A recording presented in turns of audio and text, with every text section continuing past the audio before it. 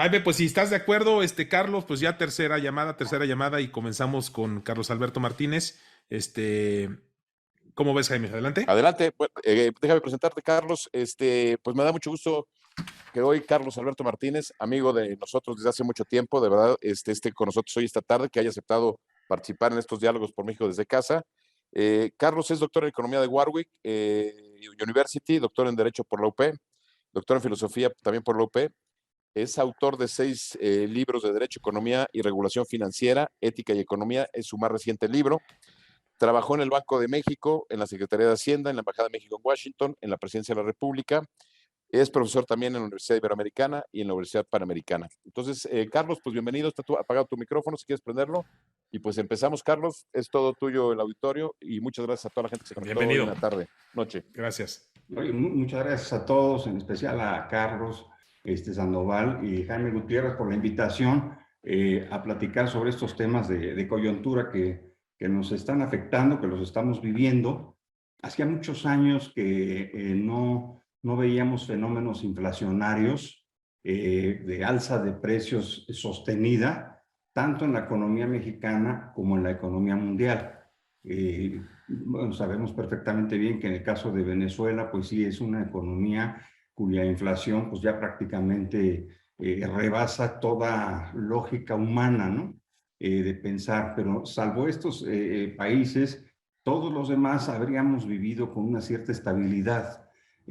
Cuando nosotros escuchamos que el país o el mundo tienen estabilidad económica, una de las razones y uno de los elementos centrales de la estabilidad es precisamente que el nivel de precios o que los precios más o menos suben año con año en una proporción, digamos, razonable, lógica de ajustes, digamos, de precios no fuera de lo normal.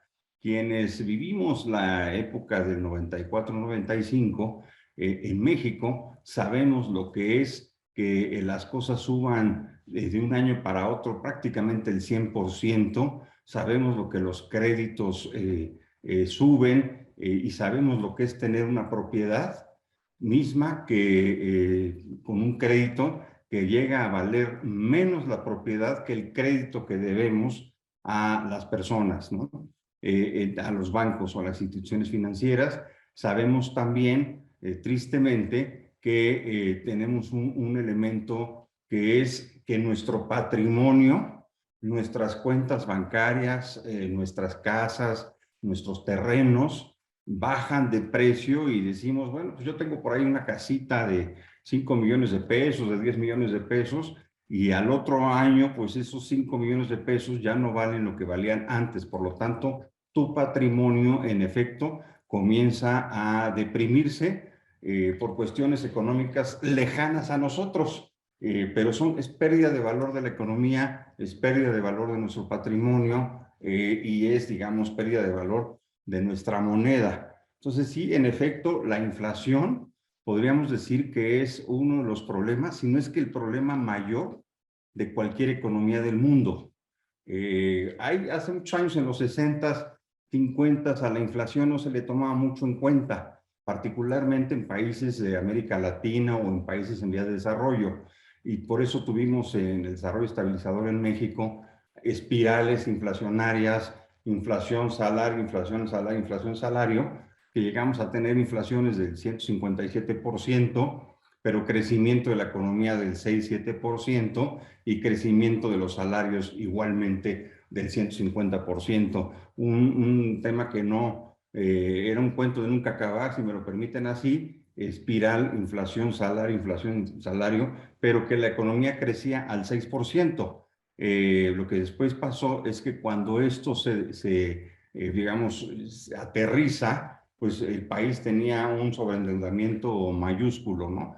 Entonces, pues realmente en las economías modernas y en el siglo XXI, la inflación sí es un tema delicado a atender por la sociedad, por los gobiernos y por las autoridades monetarias. Y entonces, bueno, en este caso, ¿qué tenemos de pronto? Pues tuvimos un choque brutal. Yo quiero irme hacia atrás un poquito, hacia el año 2008-2009. En aquel momento, recordarán, hubo la famosa crisis de las hipotecas, la crisis subprime. Ahí empezó la semilla de lo que estamos viviendo ahorita. Estados Unidos, la economía más fuerte del mundo, ustedes lo saben, comenzó a crear dos burbujas en su economía, la burbuja inmobiliaria y la burbuja financiera. De tal manera que, por ejemplo, los bienes, las casas, aumentaban mes a mes de precio. Y bueno, pues fíjense, yo tuve la experiencia viviendo en Washington, les platico, llegué y compré una casa a crédito para vivir ahí, digamos en $750,000, digamos la cifra así. Y el banco me prestó el 95% de la casa. O sea, con tan solo el 5% de enganche, de down payment, a mí me entregan la casa con dos hipotecas, una por el 80% de la casa a 1% de tasa de interés y el 15% restante a 20 años a 4% de interés. Solo pagué con el 5%. Y después, ¿qué es lo que empiezas a tener? Pues que con esa facilidad de crédito, los norteamericanos, que no suelen hacerlo, acuérdense que México es de los pocos países en que nos damos los lujos le digo pobres pero finos, tenemos casita de fin de semana, que la casa de valle, que el rancho, que la casa de la playa, etcétera. El norteamericano común, siendo mucho más capaces económicamente, más capacidad económica que nosotros, no se da esos lujos. Realmente ellos funcionan de otra manera. No tienen esa cultura de las casas, de los ranchos, etcétera. Estoy hablando del 80% del norteamericano clase media, ¿verdad? Los clase alta pues compran hasta islas, ¿no? Pero vamos, estamos hablando del promedio del ciudadano norteamericano. Pues ahí con ese efecto, ellos comenzaron a comprar una segunda y hasta una tercera propiedad. ¿Y cómo no lo iban a hacer si tenían créditos a 20 años a 1% de tasa de interés y que te financiaban el 95% de la casa? Pues entonces los norteamericanos, pequeños y medianos empresarios, clase media, media baja, pues se animaron a comprar una segunda casita. Ante estas facilidades y este precio del crédito prácticamente regalado, pues asistían a una segunda casa, a una tercera casa. Y entonces los bancos financiaban y fueron cayendo en una laxitud en las solicitudes de crédito. No se daban con el rigor de originación que todos pensaríamos. No se vería bien la calidad de la persona en cuanto a su capacidad de pago, etcétera, etcétera, sino que lo basabas en el valor de la propiedad y a prestar 95% de las casas, edificios, etcétera, locales comerciales. Y entonces, ¿qué hicieron? Que el mismo norteamericano fue comprando tal cantidad de propiedades que las propiedades no se construyen a la misma velocidad de lo que se compraban y vendían las casas ya usadas.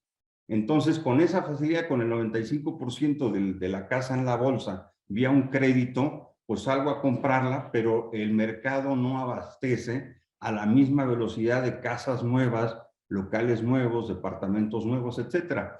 Entonces empezaron a comprarse y venderse las mismas casas que ya estaban. Por ejemplo, en Washington, pues Washington no crece. No hay manera de que en Washington se hagan edificios, etcétera, porque además ahí sí hay un arquitecto de la ciudad, no como en la Ciudad de México, que cada quien construye lo que se le viene en gana en donde sea y acomode el lugar. Ahí en Washington, pues sí, está muy riguroso, muy estricto el procedimiento de vivienda y no hay un empresario que llegue mañana y diga, pues yo tengo mucha lana, voy a hacer un edificio de 60 pisos en Washington.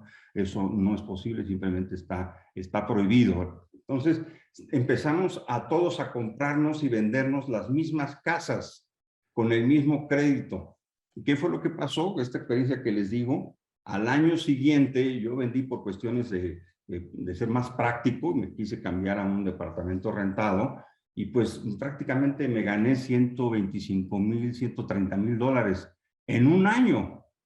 Y yo no me dedicaba a eso, no iba de bien raíz ni nada por el estilo, simplemente vendo la casa y la que había costado 730,000 me la compran en 825,000, $830,000 y me la compraron en un día. y me la compró una persona que vivía en San Diego, California. Así se los digo. En un día se cerró la oferta, los corredores empezaron a hablar, los bancos además deben saber que allá es muy fácil comprar y vender una propiedad. Aquí es todo un mitote, es que notarios públicos, catastro, una cantidad, prediales, tardan meses. Allá no, las cosas se manejan muy, muy rápido. En un día se hace una operación de compraventa y se cierra y se paga, se liquida, etcétera. Entonces, es increíble esta flexibilidad del mercado. Bueno, pues yo me quedé con 125,000 pesos y dije, dólares, y dije, pues es que esto es Disneylandia. Nadie puede ganar tanto dinero tan fácil. Es como ahorita en las criptomonedas, ¿no? Las compro en, no sé, 5,000 dólares y llego a tener 80,000 dólares en muy poco espacio. El dinero fácil, la verdad es que nunca me ha gustado, ustedes lo saben, no es buena idea, siempre acaba algo atrás. Bueno, en ese momento lo que pasó es que estas dos burbujas, las mismas casas comprándose muy rápido entre la misma gente, en tan solo meses cambian de dueño, etcétera, con un financiamiento del 95% a una tasa del 1%, crearon dos burbujas. Y dijeron, no, pues esta casa de Washington no puede ganar 130,000 pesos más en un año. No, sí los vale, porque hay otra persona que llegó con el 95% de crédito sobre los 825,000 dólares. ¿Sí me explico? Entonces, pues esto tronó, acabó como tenía que acabar. Es una crisis bancaria, una crisis financiera, le llamamos subprime, que costó a la humanidad trillones de dólares. El quebranto del sistema de bancos, el Fobaproa de México, ellos lo tuvieron en 2008-2009 y ese costo para la humanidad fue de trillones de dólares, porque en ese caso no nomás fue para el norteamericano, sino fue para el resto del mundo, porque en el sistema financiero pues todo está interconectado y entonces un quebranto de un banco norteamericano, un Wells Fargo, que le quebró toda su cartera inmobiliaria, pues imagínense nada más, ese Wells Fargo había vendido esa cartera a un banco de inversión AIG, que a la vez había vendido esa cartera a un banco alemán, que a la vez había empaquetado esa cartera y se la había pasado a un banco de Hong Kong. Entonces, cuando no te paga John Smith la casa de la avenida 3, calle 2, en San Diego, California, ese impacto le va a dar hasta Hong Kong. ¿Me explico? Porque el origen del crédito, el origen de ese paquete no se está cubriendo, no se está pagando. Bueno, ahí se empieza a gestar todo esto. Entonces, se aventaron trillones de dólares. Estados Unidos se puso a imprimir dinero y aventar trillones de dólares a la mesa. Nada más para darles una idea, en los últimos 5 años, si ustedes vieran el balance del Banco Central de Estados Unidos, la Reserva Federal, estaba más o menos en 3 trillones de dólares. Todos los dólares que existen en el mundo en circulación, los que ustedes tienen en su cartera, su billete de $1, que todos tenemos un dolarcito guardado en la cartera, lo que tienen guardado, lo que las abuelitas tienen detrás del santo, lo que tienen las tesorerías, lo que tiene uno guardado, los dólares que le sobraron del viaje, etcétera. Toda esa masa monetaria en dólares sumaba 3 trillones de dólares. Bueno, en los últimos 7 años, el balance del Banco Central de Estados Unidos es a la razón de 6.5 trillones de dólares. Es decir, ellos han duplicado la existencia histórica de dólares en tan solo 7 años. Es una impresión de dólares gigantesca. Eso explica el valor del dólar, como no ha sido una moneda fuerte en los últimos años, precisamente porque hay una cantidad gigantesca e insana, infame de dólares en todo el mundo, ¿me explico? Bueno, pues el euro es parecido también. El euro más o menos en los últimos 7 años, su balance era más o menos como de 2.7 trillones de euros y ahorita prácticamente está en 6 trillones de euros. Es decir, los dos bancos centrales más poderosos del mundo, faltaría el de China, han duplicado su balance, es decir, han impreso una cantidad ingente de dólares y euros para que sus economías comiencen a salir adelante, particularmente primero, ojo, de la crisis subprime en 2008-2009. Y después viene la crisis del COVID. Entonces las economías se paralizan, las economías se cierran y entonces los bancos centrales de Europa, de China, de Inglaterra, México incluso hizo algo parecido, pero nadie lo compró, porque México lo hizo a la mexicana, pero realmente el Banco Central de Estados Unidos, y volvieron a imprimir dólares, euros, yenes, etcétera, y volvieron a llenar, a retacar la economía del mundo para que tuviera la gente dinero durante el encierro, ¿verdad? Apoyos gubernamentales a la pequeña y mediana empresa, apoyos gubernamentales para el pago de luz, para el pago de rentas, apoyos gubernamentales para el pago de colegiaturas, apoyos gubernamentales para el salario, para que tuvieras ingresos durante la pandemia a personas físicas, etcétera, ¿no? Entonces tenías prácticamente una cantidad de dinero que se empezó a imprimir sin que ese dinero fuera respaldado por un crecimiento económico, porque las economías estaban cerradas, estábamos confinados. Entonces tienes parálisis económica, pero la gente empieza a recibir dinero en su casa, persona a persona. Fíjense, nada más para darles una idea, los inmigrantes ilegales mexicanos recibían $250 a la semana de cash de parte del gobierno de Estados Unidos, sin trabajar. ¿Por qué? Porque estaba el COVID y estaban confinados. Fue un programa que no discriminó a nadie. Entonces, todo ciudadano americano, todo habitante de Estados Unidos en edad de trabajar, recibía $250 a la semana. Entonces, pues bueno, eran $1,000 al mes, muy buenos, sin trabajar. Eso multiplíquenlo por 400 millones de habitantes en Estados Unidos, por una cifra similar en toda Europa, etcétera, pues es una cantidad de dinero muy grande la que está todavía en circulación en el mundo entero, que tarde o temprano se va a tener o se está teniendo que retirar, porque es demasiada masa de dinero que no corresponde a la actividad económica de los países y del mundo. Entonces, primer riesgo, tenemos que enfrentar que estas grandes economías, Europa, China, Japón, Inglaterra, tienen que empezar a retirar poco a poco ese dinero extra que fueron sacando adelante desde el 2008 y luego con el COVID. Esa producción de dinero va a tener, ¿cómo se llama? Una cantidad importante de dinero que hay que retirar. Pero el calibrar la retirada es cuánto lo tengo que hacer y cuánto, porque también no puedo jalar la cobija porque estamos acostumbrados en el mundo, la economía mundial, a gastar mucho, porque el dinero era muy barato. O sea, comprabas una casa al 1% de interés a 20 años. Pues entonces vivimos en Disneylandia. Las grandes empresas, los corporativos, los bancos de inversión, los gigantes inmobiliarios, y nosotros también, de alguna manera, pues teníamos el dinero barato en cuanto a su costo, ¿no? En cuanto a su costo financiero o bancario.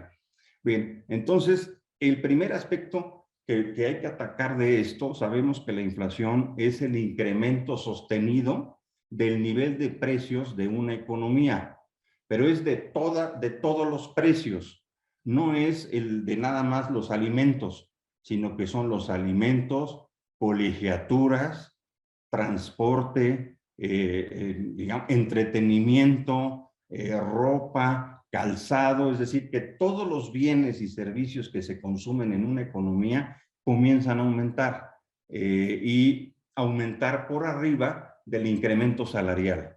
Ahí estamos hablando de un efecto inflacionario importante que es un fenómeno delicadísimo para las sociedades, en particular para los que ganan menos dinero. Mientras menos ganas de tu sueldo, más te cuesta la inflación, más te pega la inflación de manera directa. Imagínense una persona que gana 100,000 pesos, que la tortilla costaba 14 pesos al principio del sexenio de López Obrador, costaba 14 pesos con 30 centavos. Hoy cuesta 30 pesos. Entonces, si yo gano 100,000, pues ni cuenta me doy de que la tortilla subió de 14 a 30 pesos, ni me pasa por aquí. Pero una persona que gana 3,000 pesos, que gana 1,500, etcétera, sí se da cuenta que el costo de la tortilla es de 30 pesos el kilo. Ella sí lo ve. Algunos alcanzan a comprarlo, pero otros ya dicen, ya está carito, pues bájale y cómprate, ¿no?, medio kilo. Me explico, porque está carísimo el pollo, el refresco, etcétera. Pues le pasa el aguacate, 151 pesos el kilo, por ejemplo, ¿no? Entonces, la proteína más barata que tenemos en México es el pollo, pues también ha tenido incrementos importantes, el jitomate, etcétera. Pero las colegiaturas también, ¿no? Fíjense, nada más para darles una idea, las colegiaturas son de tal impacto que en México, que nosotros cuando estábamos en el Banco de México, cuando yo estaba en el Banco de México, medíamos la colegiatura aparte. La colegiatura la medíamos como se mide la gasolina, como se mide la luz y como se mide el gas y como se miden los alimentos perecederos, digamos, los alimentos frescos, ¿no? El pescado fresco, la carne fresca, los jitomates, las verduras, porque esos se echan a perder muy rápido. Entonces, pues el jitomate, etcétera, no se puede almacenar 3 meses. ¿Me explico? Entonces se tiene que desplazar en una semana prácticamente. Bueno, es tan volátil la gasolina y el gas que es igualmente volátil las colegiaturas, porque en México normalmente las escuelas privadas suelen ser una organización o una familia o una dueña del colegio que le pone un nombre así rimbombante al colegio, Jefferson, si es en inglés mejor, ¿no? Hills, Jefferson, algo así, Gandhi, algo así que suene medio apantallador. Hacen una casa, una escuela primaria, donde una recámara es el salón, la otra recámara es el otro salón, el patio, etcétera, y a ella se le ocurre que quiere ir a Europa el fin de semana, perdón, el verano, y entonces pues sube las colegiaturas. Oye, es que la inflación está al 4%, a mí me tiene sin cuidado la inflación del 4%, yo subo las colegiaturas el 10%.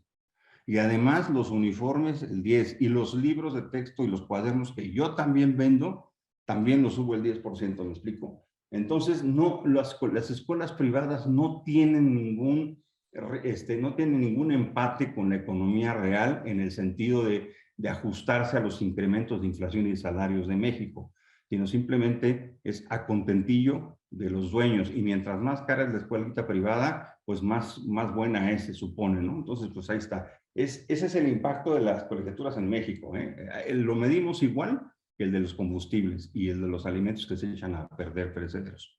Bueno, entonces, de manera internacional, tenemos los siguientes riesgos. ¿Qué causa la inflación? Uno, la masa monetaria gigantesca que está circulando en el mundo y que tarde o temprano hay que ir retirando, porque desde el año 2008 a la fecha hemos vivido con dinero, pues, de más. En la economía ha habido más dinero del normal, del que realmente se produce, ¿no? Ahí se explican por qué el Bitcoin sube tanto de precio, ahí se ubican por qué Tesla, su múltiplo fue exponencial, y de repente pues es que hay mucha lana, entonces como hay mucho dinero, pues invierte, porque no todo te lo alcanzas a gastar. Es decir, y hay gente que, por ejemplo, ha hecho en México, vende sus casas, más bien las hipoteca, y con esa lana empieza a hacer un negocio o algo, porque estaba muy barato la tasa de interés. Entonces tu casa que ya tenías pagada, la hipotecaste, porque es barato de lo que estás pagando, para hacer otras cosas. Eso no es normal. Eso no es normal en una economía. No es normal que hipoteques tu casa para hacer un negocio, ¿me explico? O sea, hay gente que lo puede llegar a hacer porque hay una idea innovadora, pero así como deporte generalizado, no es normal. Entonces, bien, tenemos esta cantidad importante de dólares en la economía, y dólares, euros, yens, etcétera, en el mundo. Y luego tenemos el COVID. El COVID, yo les diría que es la primera gran crisis de la globalización en el mundo. Ustedes saben que durante varias décadas, unos 30 años más o menos, el mundo empezó a sacar sus plantas armadoras y sus manufacturas a otras partes del mundo porque es más barato. Típicamente China se benefició mucho de ese aspecto, pero la India también, Pakistán también, Hong Kong también, y desde luego México con el Tratado de Libre Comercio también logramos que, por ejemplo, la mayor parte de los jeans que se venden en Estados Unidos, pues se maquilan en México, ¿no? Entonces, vamos, durante muchos años se empezaron a hacer estas cosas de ir sacando la producción de donde se comercializa y de donde se compra y vende. 30 años hicimos eso. Hoy, por ejemplo, si ustedes tienen un automóvil Ford Fiesta, por ejemplo, ese es un auto pequeño, muy sencillo de la Ford, quizá el más sencillo de ellos, y entonces lo que tienes ahí es que ese Ford Fiesta tiene partes de 23 países diferentes.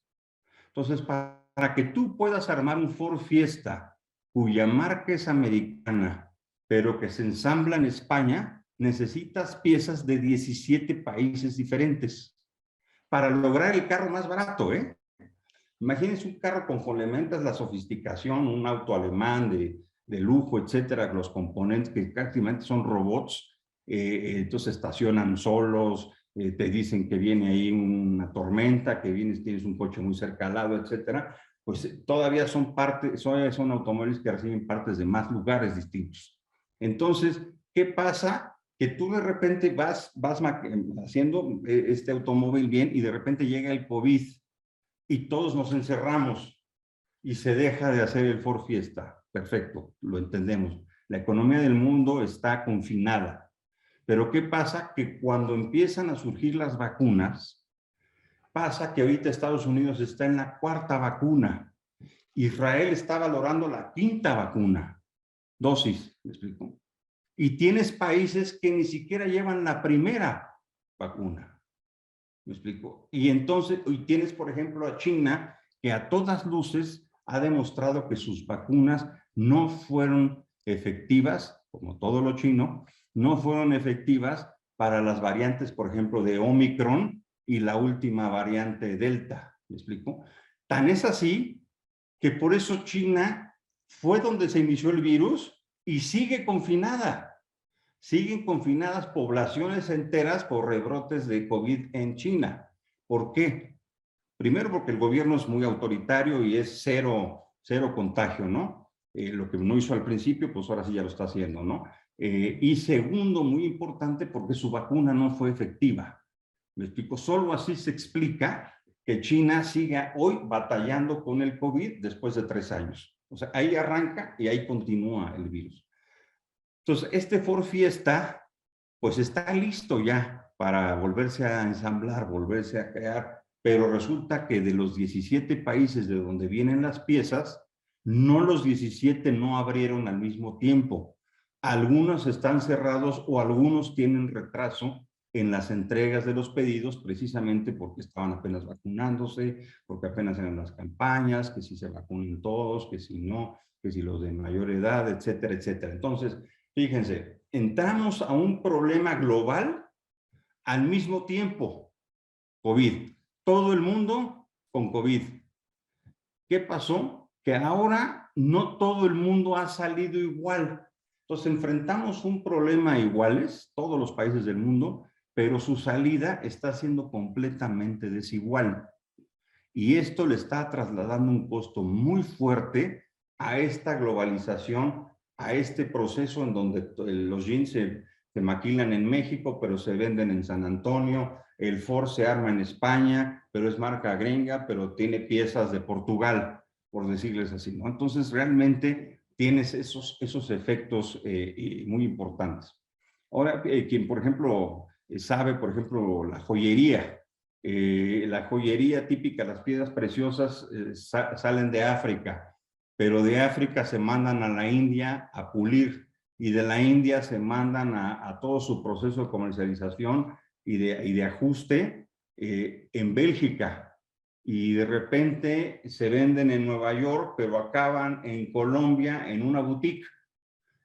Una piedra preciosa, me explico.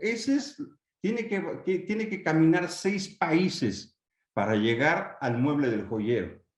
Y eso es algo que viene de manera natural. Ahora imagínense un producto que viene ensamblado, manufacturado, pues de todas partes del mundo. Entonces, esa salida desigual del COVID nos está manteniendo con inflaciones tan altas, porque ha habido escasez de productos. La gente está saliendo del confinamiento, con ganas de gastar, de reponer los 2 años que estuvo encerrada, pero no están los productos disponibles, porque no todos los países están abriendo y actualizando sus producciones como al mismo tiempo.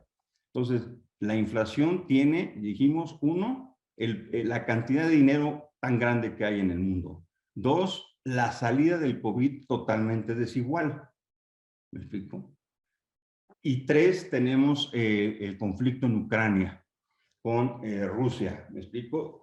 Todos sabemos perfectamente la dependencia de energéticos de Rusia que tienen potencias manufactureras y tecnológicas como son Francia, como son Italia y como son Alemania.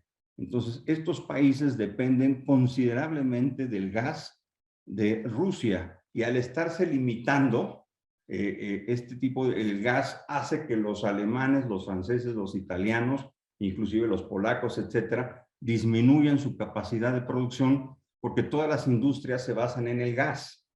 Entonces, todas las industrias funcionan con gas y eso es lo que está comprometido. Y además se habla de que el gran almacén agropecuario del mundo se llama Ucrania, ¿no? Sabemos que es un gran productor de distintos maíz, de distintos, digamos, productos del campo que también se han visto comprometidos. Entonces, no hay suministro de alimentos de campo a la misma velocidad que había antes por Ucrania y no hay suministro de gas a 3 de las 7 potencias industriales productoras del mundo, Italia, Francia y Alemania. Entonces, eso hace todavía que escaseen más los productos. Entonces, esas son, en mi opinión, las 3 orígenes de la inflación desde el punto de vista internacional, ¿verdad? Nada más para darles una idea. De tal cantidad de dinero que hay una evaluación de que en Estados Unidos todavía existen 2 billones de dólares en las bolsas de los norteamericanos del dinero que les dieron para el COVID, que no se han gastado. Entonces, esos 2 billones de dólares van a tener que salir tarde o temprano. Y ese gasto de 2 billones de dólares va a seguir pegando en los precios, porque al irlos a gastar, pues obviamente vas a consumir mucho producto y estamos viendo que no lo estás abasteciendo a la misma velocidad de lo que se está comprando, pues vamos a tener una presión de inflación todavía por ahí. Entonces, esos serían los elementos. Ahora, fíjense, nosotros vemos que normalmente la inflación es un problema, vemos que la economía tiene oferta y demanda, ¿no? Bueno, pues la inflación normalmente es un problema de demanda. ¿Sí me explico? ¿Qué significa? Que los agentes económicos están demandando una cantidad importante de productos y servicios de una economía que no son suficientemente abastecidos a la misma velocidad que hace que incrementen el precio. ¿Cuáles son los elementos de la demanda agregada? Bueno, los elementos de la demanda agregada claramente son las compras del gobierno, que siempre son muy potentes, el consumo de todos los ciudadanos y todo lo que es los créditos bancarios, el financiamiento. Esos 3 elementos conjugan la demanda agregada. Entonces, cuando hay mucho consumo de gobierno, hay mucho consumo del ciudadano y hay mucho financiamiento a costos accesibles, eso se llama demanda agregada. Y cuando hay inflación, porque estamos comprando mucho con estas condiciones que les comento, es muy fácil, digamos muy fácil, pero es relativamente hay herramientas para controlar la inflación. Típicamente subimos la tasa de interés y retiramos dinero para que le disminuyamos la capacidad de compra al gobierno y le disminuyamos la capacidad de compra al ciudadano común.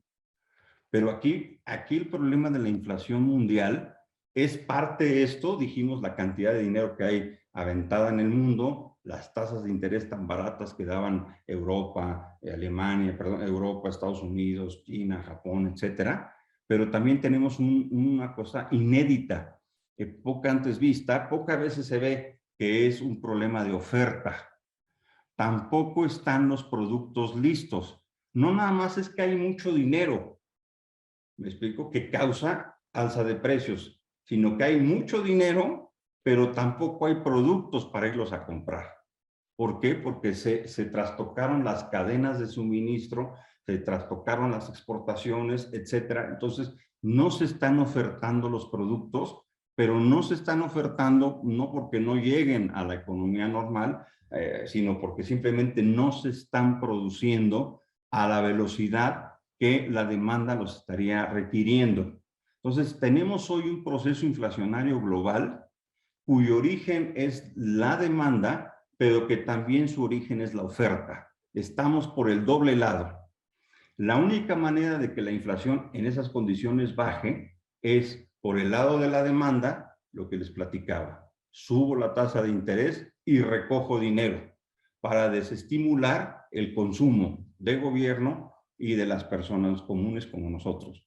Pero también vamos a tener que esperar, porque eso sí no se puede acelerar, vamos a tener que esperar que la oferta se vaya restableciendo, que las cadenas de suministro se vayan restableciendo, que los canales de comunicación y transporte se vayan restableciendo, etcétera. ¿Me explico? Para que sea. Entonces tenemos un doble fenómeno. Así que lo que ustedes ven o lo que vemos en el mundo de los programas monetarios de retiro de liquidez y de alza de tasas, sí ayudan, pero nada más al 50% de la inflación que hoy vivimos. Ayudan a la parte de la demanda, pero para la parte de la oferta, pues no hay salidas tan rápidas.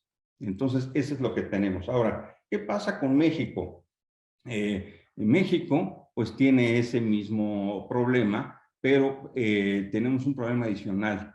Es una economía que no crece, pero que suben los precios. ¿Sí me explico? Es un fenómeno muy raro, que no es lo mismo que está pasando en Europa y no está pasando lo mismo en Canadá ni en Estados Unidos, aún inclusive en Colombia o en Brasil. La economía de México o Turquía, la economía de México no está creciendo, está completamente estancada, pero al mismo tiempo están subiendo los precios. Es algo ilógico. Se supone que si la economía está caminando, hay empleo, hay ingresos, hay sueldo, por lo tanto hay consumo, consumes los bienes y si la oferta no los empieza a reponer a la misma velocidad para netear la oferta y demanda, pues estos suben de precio. Pero aquí no, aquí la economía está parada, la inversión prácticamente es inexistente, el crecimiento es cero, es nulo totalmente en México, y así no veo indicadores que expliquen que en los próximos 2 años eso vaya a cambiar. Entonces prácticamente es una administración completamente estancada económicamente, cuyo crecimiento va a ser base cero. Es decir, en 6 años la economía de México habrá crecido 0%. Con esa característica es increíble que los precios suban. Ahí estaríamos hablando de que no, pues no habría consumo, que está deprimida la economía, pues por lo tanto no tienes presiones de demanda, pero aquí tenemos ese problema. Y esto se debe, entre otros factores, por ejemplo, debemos un factor, la inseguridad pública en México sí ya es un factor por el cual los precios de los bienes y servicios se mantienen altos. O hay un componente en el costo adicional que los empresarios o los proveedores de estos servicios y estos bienes tienen que incorporar a su costo de producción, que tarde o temprano ese costo de producción lo terminamos pagando nosotros. Entonces, ejemplo, en Michoacán, la producción de frambuesas es muy grande y la producción de aguacate es muy grande. Pero sabemos que hay territorios completamente controlados por el crimen organizado, que son los que determinan qué camiones salen, qué camiones no salen y qué precio se va a dar del aguacate. Entonces, eso no tiene nada que ver con la oferta agregada, no tiene nada que ver con la demanda agregada, no tiene nada que ver con las tasas de interés, no tiene nada que ver con la liquidez de la economía, sino simplemente un grupo decide el costo de mercado de un bien tan importante como es el aguacate. O hemos visto cómo grupos criminales controlan mercados completos en el sureste del país. Recordarán aquellas historias que escuchamos periodísticamente del tema del pollo. Mercados de pollo completamente cuyo crimen organizado determina el costo del pollo y la producción de esos lugares. Y son estados completos, estamos hablando de Oaxaca y Chiapas, por ejemplo. Entonces sí tenemos esa parte de la inseguridad.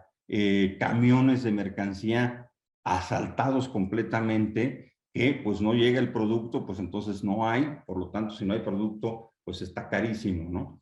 Y tenemos eso. Luego los empresarios pues tienen que invertir en seguridad privada, un camión de mercancía tienen que llevar el chofer, pero tiene que tener seguro, pero además tiene que tener un policía a bordo y a veces un carro escolta para ir cuidando lo que no se lo roben en la carretera. Pues todo eso no lo asume el empresario, todo eso se lo carga el producto y eso nos está llegando a nosotros. La inseguridad pública en México ha llegado ya a tal nivel que sí es ya un factor que determina el proceso de formación de precios en nuestra economía. Es un elemento adicional que no tiene nada que ver con los dólares de Estados Unidos, ni con China cerrada, ni que su vacuna funcionó o no funcionó. Simplemente es un tema doméstico muy importante. Y también otro de los factores domésticos que tenemos adicional a todos los internacionales es la falta de inversión que hay en el país. Al no haber inversión, no hay plantas nuevas. Al no haber plantas nuevas, pues no se producen productos nuevos y por lo tanto no hay abasto de nuevos productos, no hay más variedad de nuevos productos. ¿Me explico? Entonces, esa parte es un elemento central. Miren, el indicador de inversión en México me preocupa mucho porque no solo no hay inversión nueva, sino que los empresarios en México no están invirtiendo en lo que tienen. Es decir, no nada más no voy a hacer un restaurante nuevo, yo soy restaurantero, ¿no? Bueno, no soy, pero digamos, soy un restaurantero. Quiero hacer un restaurante nuevo. No solo no voy a hacer el restaurante nuevo, sino que tampoco voy a invertir para los 6 restaurantes que tengo para darles su shineada, decimos, ¿no? Para darles cambio de sillería, pintura, reacondicionamiento de la atmósfera del restaurante, etcétera. Entonces, los empresarios en México no solo no están creando nuevas inversiones, sino que también las que tienen ya ni siquiera las están sosteniendo adecuadamente. Les darán una manita de gato y les cambiarán los focos a sus plantas, pero nada de abrir una línea de producción nueva, una empaquetadora nueva, nada de eso se está observando. Entonces, esa parte sí influye en el proceso inflacionario, ¿no? Entonces, México vive la inseguridad y la falta de inversión como 2 elementos adicionales que están condicionando el nivel de precios en el mundo, ¿no? En México, perdón, a nosotros como economía doméstica. Y tenemos también la fuerza de los oligopolios o los monopolios del Estado. Me explico, la luz, sabemos todos, ha subido en México. Y esto ha sido porque la administración ha cerrado permisos de autoabasto, permisos de generación nuevos, etcétera, y entonces se le está recargando la producción de luz a CFE, la compañía de luz, que sabemos a todas luces es ineficiente y por lo tanto sigue cargando los costos de la luz. Entonces México, además de los factores externos, tiene la actividad, digamos, poco eficiente del gobierno en luz, gasolina, gas, y tenemos también la inseguridad y tenemos también la inversión en México que se ha venido para abajo sistemáticamente los últimos 4 años. Entonces, eso es lo que tenemos. Miren, nada más para aquí la consultoría Acus Consulting de Alberto Calva nos mandó aquí una gráfica. Por ejemplo, la inflación en el mundo, les voy a leer algunos de los países, si me lo permiten.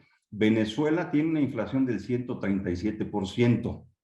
Turquía la tiene del 79%, Argentina del 71%, Rusia del 15%, España del 10%, Brasil del 10%, Reino Unido del 10%, la Unión Europea del 9.5%, Estados Unidos del 8.5%, esto es a julio, Alemania del 8.5%, Italia del 8.4%, México la tiene del 8.2%. No tenemos tampoco una gran inflación como la tiene en Venezuela, Argentina, Turquía, pero sí estamos por arriba de Canadá del 7%, Francia del 6%, India del 6%, Australia del 6%, y ya, bueno, Suiza del 3%, China del 3% y Japón del 2%.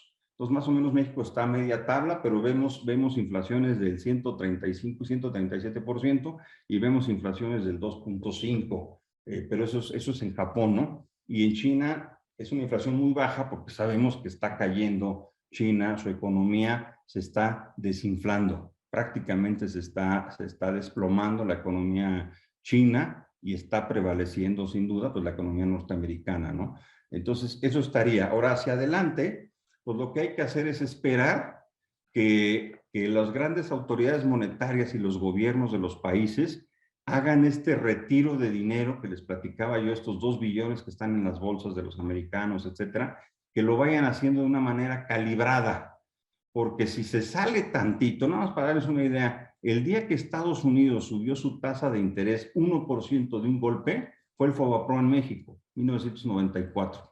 Entonces imagínense nada más si Estados Unidos jala un poquito más de la cuenta la cobija, pues sí sí puede generar un golpe al resto de las economías que están en alfileres, ¿no? Estamos todos apenas en alfileres. La parte en México, pues el gobierno va a tener que hacer algo para su proceso de déficit fiscal. Ya vemos que el gobierno de México le está faltando el dinero, está sacando dinero de las piedras. Empezó recaudando con base en un crecimiento de 2.5% en el 2008, que fue lo que se lo dejó en la administración de Peña Nieto, en 2.5, y ahora está recaudando en una base cero. Entonces, no es lo mismo recaudar impuestos con una economía del 2.5 que recaudar impuestos con una economía de cero. Pues, eminentemente se está acabando el dinero, no hay manera para decirlo. Y ustedes saben que un tema fiscal impactaría enormemente a la inflación en México. Y ya por último, si me lo permiten, pues de manera personal, ¿qué hacer ahorita? Bueno, pues una de las cosas importantes es, pues ya no pedir prestado. Es decir, ya ahorita tenemos que entender que ya el uso de la tarjeta de crédito, la compra de una vivienda o un préstamo de empresa para pequeña y mediana empresa, van a tener que esperar a que el ciclo inflacionario baje y las tasas tengan que bajar. Dijimos y vemos que uno de los mecanismos para controlar la inflación es subir la tasa de interés. Más o menos estoy esperando, ahorita en México está en 8.25, 8.50, si mal no recuerdo. Estamos esperando que la tasa en México llegue a más de 9. Y en Estados Unidos está en el 2 y cacho, la estamos esperando una tasa del 4% en Estados Unidos. Entonces, van a venir unos meses, 1 año y medio, más o menos, 2 años, en que va a estar caro el dinero. Entonces, pues mejor esperémonos a comprar la casa 2 añitos, ni modo, así se trata, así es esto. Y el crédito, pues a nuestro negocio, esperarlo, disminuir el uso de crédito y disminuir el uso de tarjeta. Y también, pues sí vamos a tener que prescindir ahorita de momento de productos que sabemos que vienen caros.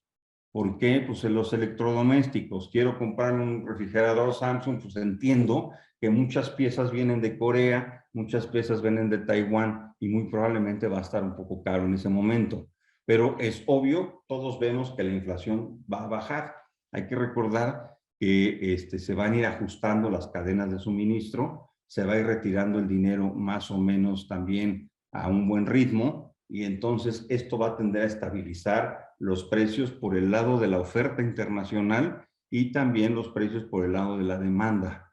Ya en México, pues nos vamos a quedar con la inseguridad pública, que no veo que se vaya a resolver en los próximos días, meses y años, y nos vamos a tener que también cruzar los dedos para que el gobierno no le entre una crisis fiscal que le rompa, que le bote, y entonces sí, pues así Dios nos agarre confesados. Pero les repito, hay una inflación cuyo origen mundial es más o menos similar, y México tiene su componente a la mexicana, que son todos los anteriores, más la inseguridad, más la falta de inversión y más el tema fiscal que al gobierno ya le está costando mucho. Las alzas de tasa de interés le está costando. Entonces no recaudas sobre 0%, pero además te suben la tasa, y entonces la deuda que tiene el gobierno le sube el servicio de la deuda. La deuda en dólares, pues ya se la están subiendo, la deuda en pesos se la están subiendo. Entonces, menos lana va a tener, y al tener menos dinero, sí podemos causar un problema. Acuérdense que uno de los 3 elementos centrales de la inflación en un país son las compras de gobierno. Pues es uno de los 3 elementos importantes. Los otros son el financiamiento de todos los entes financieros de una economía, bancos, pues asegurados, todos los que permiten dar financiamiento y el consumo de todos nosotros. Entonces, eso básicamente yo lo que esperaría es una inflación que va a estar un par de años en México, cuando menos, y en Estados Unidos yo esperaría que durara un año, año y medio. Estaba yo leyendo ya las previsiones en Estados Unidos. Ellos piensan que entre agosto y septiembre llegará el pico alto de inflación y de ahí tenderá a bajar. Una cosa que sí es importante, y con esto concluyo, es que la economía del mundo está en alfileres. ¿A qué me refiero? El balance de riesgo es tal que ya no cabe una cosita más. O sea, tienes una pandemia de 100 años y una salida completamente dispareja de la pandemia. Tienes los balances del Banco Central Europeo y del Banco Central de Estados Unidos duplicado, una cantidad de dólares gigantescas, ¿no? Y tienes además el conflicto en Ucrania. Y tienes además alguna tensión que ya vimos se provocó entre China y Taiwán. Es decir, ya es suficientes elementos. Hay elecciones en Estados Unidos en medio término y entonces la administración en el gobierno tiende a bajar, a querer bajar la inflación sí o sí, porque no hay gobierno en el mundo, no hay gobierno en el mundo que aguante un alza de precios.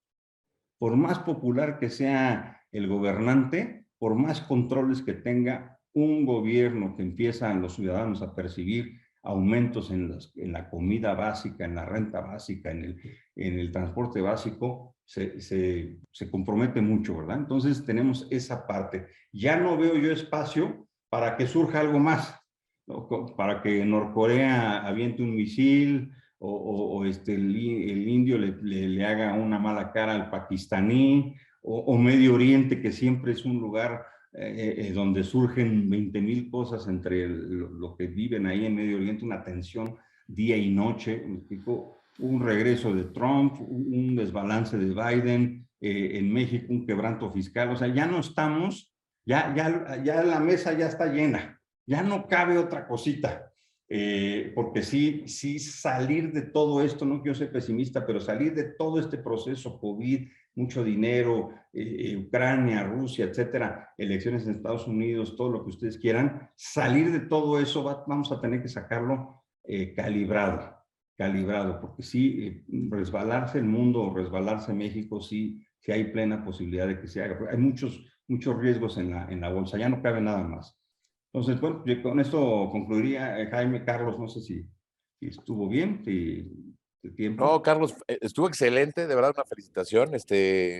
Oye, nos dejas a todos pensando y voy a decir que después vamos a mandar el video como siempre lo hacemos, porque cada concepto que nos diste, cada arista, tiene para comentar entre amigos, entre familia, entre compañeros, para ver todo este escenario que nos estás dibujando, que la verdad de incertidumbre, pues es un poco complicado. Bueno, voy a pasar rápido a las preguntas que te hacen. Como te lo dije hace rato, te mandan un gran abrazo Luis Carlos Ugalde, Alejandro Envila, Enrique de la Madrid.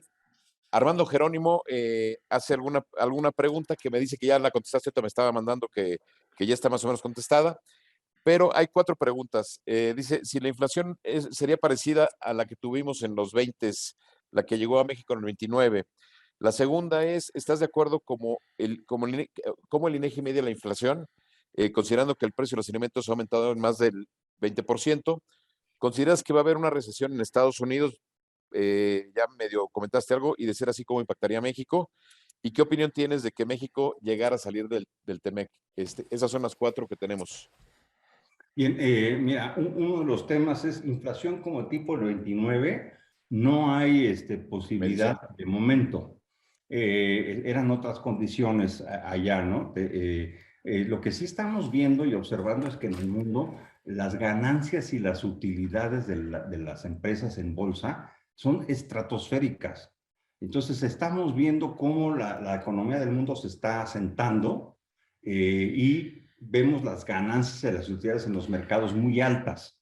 Entonces, esa cuestión no me empieza a checar a mí, porque no es lógico. Las economías van bajando, pues las acciones en las bolsas de las distintas empresas deben de bajar. Y esa parte no la estoy viendo.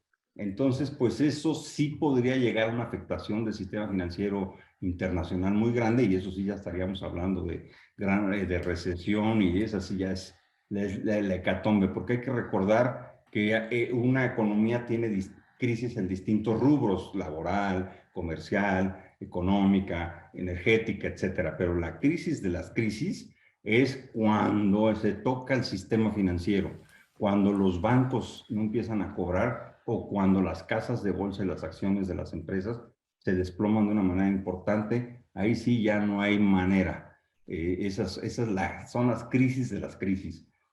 Porque ahí sí, pues, imagínense, estás atentando contra el capital de la economía mundial, ¿no? Entonces, quedarte ya sin lana, pues ya no hay más que eso. Te puedes quedar sin empleo y buscarlo. Hay herramientas para crear empleos temporales, etcétera. Seguro de desempleo, hay muchas herramientas, pero quedarte sin dinero, pues es que no hay dinero para nada. Entonces, esa parte sí me estaría. Yo creo que no. Fíjate, Estados Unidos, que es una de la economía pues, más grande del mundo, curioso, como mensaje.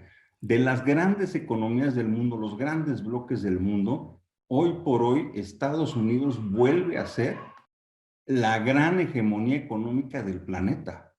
Todos veíamos a China ya irrumpiendo el mapa económico mundial, compitiendo a Estados Unidos el tema económico internacional, pero hoy, de momento, siguen sin echarse a andar con su vacuna que chafió y siguen además también, ya, fíjense que China crecía 14% anual y luego empezó a crecer 6.7% anual, por ahí del 2008 ya estábamos todos escandalizados. Este año va a crecer 2%. Eso para China es un golpe devastador, porque vas a crecer al 2%, pero tienes que alimentar a 1.600 millones de personas. ¿Me explico? Entonces, pues el crecimiento del 2% simplemente es condenar a la pobreza todavía más chinos que ya iban saliendo hacia adelante. ¿Me explico? Entonces, China desinflada. La economía del mundo que más va a sufrir va a ser la europea, porque en Europa pues tienen muchos euros, dijimos que habían duplicado su balance, hay muchos euros que también ellos van a tener que empezar a retirar, pero además tienen el conflicto exactamente en medio, es decir, para una Alemania, para un Francia, para una Italia, no es lo mismo el conflicto en Ucrania que para Estados Unidos, que está al otro lado del Atlántico, ¿me explico? O sea, ahí sí vamos de pensar que el español y el europeo ya está instalando en las calles regaderas de agua fría para el calor, porque no hay combustible para los aires acondicionados y nada más de pensar que el alemán le están pidiendo que solo se bañe 3 días a la semana en el invierno. Y me explico, no es lo mismo en Estados Unidos, en California, y decir, no, pues, enfréntense a Rusia, aguanten a Rusia, que Rusia no, que quién sabe que no vamos a querer que se expanda, que la OTAN, que la Unión Europea, y el alemán bañándose 3 veces al día en invierno, pues no es lo mismo estar del otro lado del Atlántico que estar ahí enfrente, pues, pidiendo. Entonces, yo creo que Europa sí la va a batallar muchísimo, y Estados Unidos, Jaime, es la gran economía que ahorita va a descender, ¿eh? Estados Unidos sí puede ir camino a una recesión, pero nos escandaliza a muchos porque viene de un nivel muy alto. Entonces, hay que recordar que con el cierre de la pandemia, Estados Unidos cayó 3 bajo cero, pero al salir de la pandemia creció 3 arriba de cero. Ese sí es un auténtico rebote en forma de B de Víctor. Caes 3 y te levantas 3, ¿no? Más bien te levantas 6 para acabar en el 3 arriba de cero que estabas. Entonces sí por eso nos va a preocupar, pero todos pensamos que la recesión en Estados Unidos va a ser una recesión leve, nada que ver con el 2008 y 2009, y en lo personal, ante un contexto inflacionario tan alto, ¿qué es mejor, una recesión o una inflación? La recesión es el menos malo de los dos problemas, ¿me explico? Sin duda. Entonces, lo que tenemos es que a lo mejor, me atrevo a decir esto, es conveniente entrar en una recesión, porque la misma recesión va a jalar los precios hacia abajo. ¿Sí me explico? Entonces, es mejor entrarle a la recesión, porque acuérdense que la economía es cíclica. Entonces, todo sube, baja, es un ciclo. No estás abajo toda la vida, como tampoco hay economías que están arriba toda la vida. Ese es así, vacas gordas, vacas flacas, lo podemos explicar mejor, pero entonces no está tan mal entrar a una recesión como si fuera una ola, para meternos abajo de la ola, ver que sea la recesión y sales, ¿me explico? De ciclo natural, pero eso te ayudó de paso a darle un bajoncito a los precios. Podría ser un tema para una tesis ahí doctoral a veces, si se estima, ese sería. Entonces no estaríamos en eso. Me decían que la otra era lo del, ¿cuál era la otra, mi Jaime? Perdón. La de la inflación, que si estás de acuerdo cómo mide el INEGI la inflación. Sí. Fíjate que sí, la medición del INEGI está, digamos, está con base en los estándares internacionales, la metodología está muy auditada internacionalmente con todo lo que se hace fundamentalmente en el mundo, y sí me parece que es un buen ajuste. Siempre con las cifras se puede manejar. Les explico, recordarán que en la administración pasada del presidente Peña hubo un cambio de metodología del INEGI para medir el PIB, para medir el crecimiento, un poquito para ver si salía más. Eso es normal, pero la inflación podíamos hacer algún ajuste en su medición. Yo he participado en esas mediciones y en esos ajustes, pero la verdad es que la inflación claramente es la que sientes en el bolsillo, esa es inevitable. La inflación que mide el INEGI es fundamental porque esa nos provoca la expectativa. Y Carlos, como empresario, muchos otros, si sabemos que la inflación tiene expectativa del 8%, en tu empresa vas a hacer tus presupuestos, tus gastos, tus inversiones con base en el 7, en el 8%. Entonces nos sirve más que nada para referencia, para expectativa y para actuar de la entidad monetaria. Pero sí, pues realmente la que sentimos nosotros es de rigor. Muchas veces la sentimos más que las cifras frías de, ¿no? ¿Cómo el 8% si la tortilla? ¿Cómo el 8% si el aguacate? ¿Cómo el 8%? Pero es un índice de general de precios, ¿no? Sí. Yo creo que está bien que la mantenga el INEGI así. Oye, la última pregunta que te hicieron, y estamos ya llegando al tiempo, es el tema de qué pasaría si México llegara a salir del TEMEC, del Tratado de Libre Comercio con Estados Unidos y Canadá. Tipo de cambio a 25 de entrada. Mira, en el tratado más que nada lo que pasaría es la señal internacional de que México no fue al final un buen socio. Y me explico que de los 3 socios, pues te levantaste de la mesa, que no te pudiste poner de acuerdo entre 3 y más llamar la atención después de 30 años. Y en uno de los elementos más importantes del tratado es el sector energético, porque es el futuro de la economía regional. Dijimos, se está quedando Estados Unidos como el gran líder económico ahorita. Después del COVID, el gran líder económico mundial es Estados Unidos. No hay duda. Europa, pues, pinta para que la van a pasar muy mal un par de años, si no es que más, por el tema de Rusia. Y China, pues, se ponchó de 14% al 2%, pues, simplemente se desinfló. Y con la cosa que no va a haber mucha manufactura, no va a seguir en China. Yo creo que Estados Unidos sí la va a pensar 10 veces más si sigue trayendo sus medicinas de la India, si sigue trayendo sus chips de China. Yo creo que ahorita sí la van a pensar. Entonces, China yo creo que no va a traer las inversiones que traía antes del COVID. Entonces, y 1.600 millones de bocas con hambre, es decir, con necesidad de comer 3 veces al día. Ya acuérdense que los chinos ya en la China continental apenas están alcanzando 2 comidas al día y apenas incorporaron proteína relativamente cerca de soya y ya la tienen animal a través del puerco, pero realmente la China de Shanghái y la China de Taiwán, pues no es la China continental, ¿no? Entonces ahí sí tienes 1.000 millones, 1.100 millones de China continental que traen un problema tremendo. Para sacar a esos chinos adelante, China debió de haber crecido a 2 dígitos 50 años consecutivos para alcanzar el nivel de desarrollo que tiene Georgia, el estado de Georgia en Estados Unidos. y ya pues ahorita ya no, ya está creciendo al 2, ya quedó a deber el otro dígito, ¿no? Entonces, pues sí está complicado.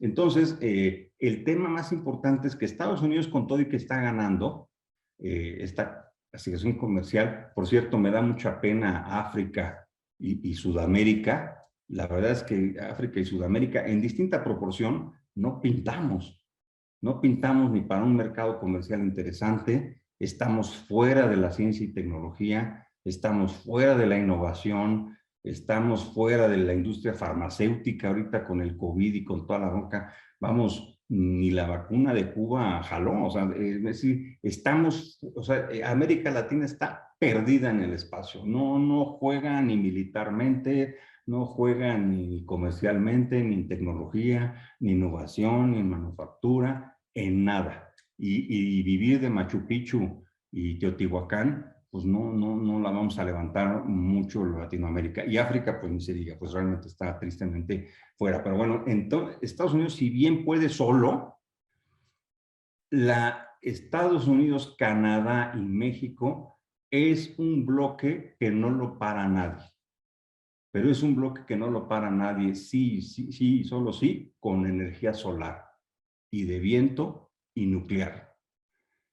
Si seguimos con energía a base de combustóleo, de agua, de hidroeléctricas, no da el ancho, no da. Nada más para darnos una idea, el nivel del sector energético es tan potente que la demanda de energía eléctrica va a ser gigantesca en los próximos años. Mientras más tengamos un celular, un iPad, una computadora, son 3 cosas conectadas en la casa. Digo que están demandando una cantidad de luz gigantesca. Estados Unidos acaba de lanzar un plan, lo vimos todos, de 490 billones de dólares. Es el plan que Biden aprobó, que por cierto ya su popularidad empezó a subir. Fue 490, nunca había habido un plan de este vuelo, ni siquiera en la Segunda Guerra Mundial. Y de esos 490 billones de pesos que ya se firmaron, ya los pasaron las 2 cámaras, ya Biden lo decretó y al soltar dinero, estás hablando que 380 es para la conversión energética de Estados Unidos. A todos los norteamericanos que quieran comprar un automóvil, se les va a dar $8,500 para que decidan mejor por un automóvil eléctrico.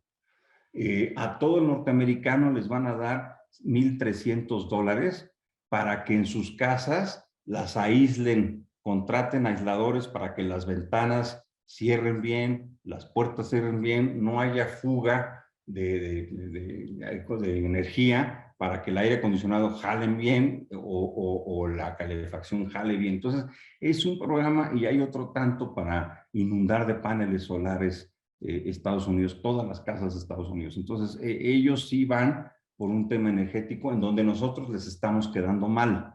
Entonces, sí sería salirte de una fotografía que te están invitando a que en el siglo XXI te tomes fotos con los ricos de la cuadra, que son Canadá y Estados Unidos, ¿no? Te están invitando ahí a la fiesta.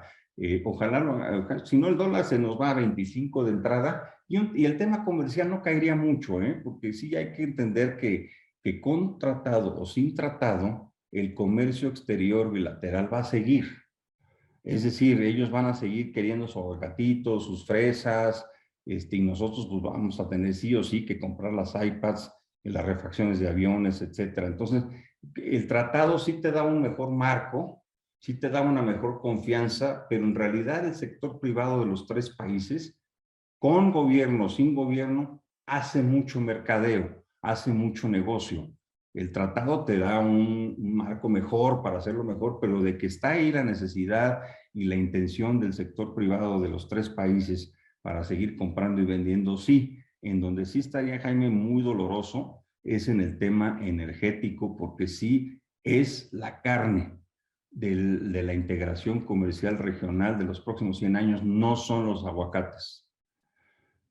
No es la madera de Canadá, es la energía eléctrica que van a tener que consumir Estados Unidos y Canadá y México también con esta demanda de energía que se va a hacer exponencial como nunca se ha visto.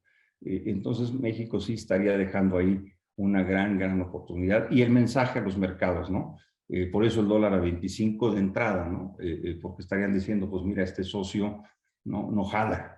A la de la hora no jala, y esa es una imagen de socio pues muy mala, es lo que yo pensaría.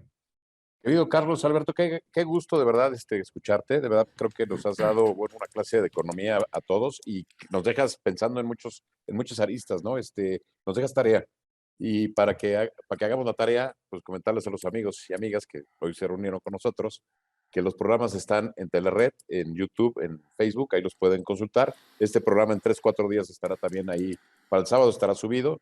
Y bueno, Carlos, de verdad te agradecemos muchísimo tu participación.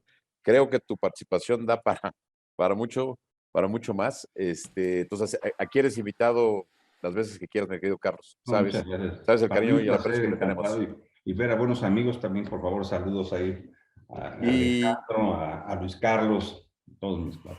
Oye, pues le dejo cámaras y micrófonos a querido Carlos Sandoval para que despida el programa. Querido Charlie, adelante. Muchas gracias, Jaime. Bueno, y pues simplemente agradecer mucho a Carlos. La verdad es que fue una ponencia, Carlos, muy interesante. Hay muchos temas. Me gustó mucho tu pasión por el tema de energía. Yo coincido contigo y creo que todas nuestras amigas y amigos coinciden que las energías limpias y realmente invertir en energía es invertir en México en el futuro. Y la verdad es que muy interesante toda tu plática. Creo que da, como dice Jaime, para que nos acompañes en varios programas, mi estimado Carlos, aquí en Diálogos por México desde casa. Y obviamente darles las gracias a todas nuestras amigas y amigos que nos vieron el día de hoy. Decirles que este fue nuestro programa número 34, es la tercera temporada, nuestro segundo programa de la tercera temporada, y los estamos invitando también para que nos sigan viendo todos los lunes a las 7 de la noche. El próximo programa también vamos a tener un gran amigo que es Rubén Olmos, un buen amigo que desde Washington nos va a platicar el tema de la relación México-Washington, y creo que México también, Washington y Canadá. Pues muchas gracias, Carlos, un abrazo muy fuerte, y obviamente pues agradecer nuevamente a todas nuestras amigas y amigos.